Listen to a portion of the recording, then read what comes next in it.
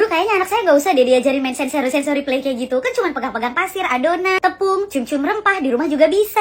Mendingan anak saya langsung diajarin baca tulis aja deh, Bu. Anak semakin cepet pinter baca kan semakin cepet juga nanti jadi orang hebatnya. Ngerti Ibu, saya bisa banget ajarin anak Ibu baca tulis sekarang. Tapi menjadikan anak kita orang hebat di masa depan tanpa mematangkan area sensorialnya itu tak mungkin aku kembali. Bapak Ibu, aku izin spill ya, kenapa menstimulasi sensori anak itu jauh lebih penting dibandingkan buru-buru mengajarkan mereka baca dan tulis. Saya paham kegelisahan para orang tua yang ngelihat stimulasi sensori itu kayak cuman main-main yang lengket-lengket, gosok-gosok permukaan, kayak nggak penting banget. Ini apa sih? Kalau kita mau perhatikan, orang-orang yang hebat, para ahli dan profesional itu bukan sekedar orang yang bisa baca tulis, tapi orang-orang yang matang sensorialnya. Contoh paling nyatanya adalah dokter. Apakah seorang dokter hebat bisa lahir dari membaca banyak buku kedokteran dan menghafal isinya?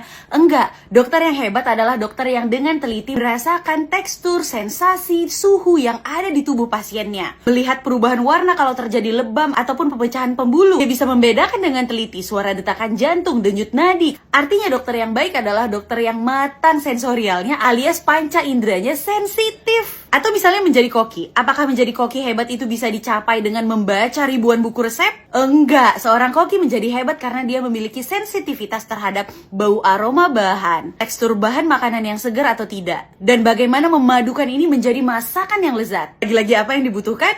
Panca indera yang sensitif. Inilah yang nanti akan membedakan antara orang yang tahu dengan orang yang bisa kerja. Orang yang bisa baca tulis itu biasanya tahu, tapi belum tentu bisa kerja. Yang bisa kerja adalah orang yang sensitif terhadap keadaan sekitarnya. Jadi kita jangan anggap sepele ya, meskipun permainan sensorial itu cuma pegang-pegang, elus-elus, tapi itu adalah tonggak dari kecerdasan anak-anak kita. Dan waktu terbaik untuk menajamkan sensori anak itu sangat singkat, cuma dari 0 sampai 3 tahun aja. Jadi mari kita manfaatkan sebaik-baiknya periode sensitif ini sebelum kita terburu-buru mengajarkan anak kita baca dan tulis.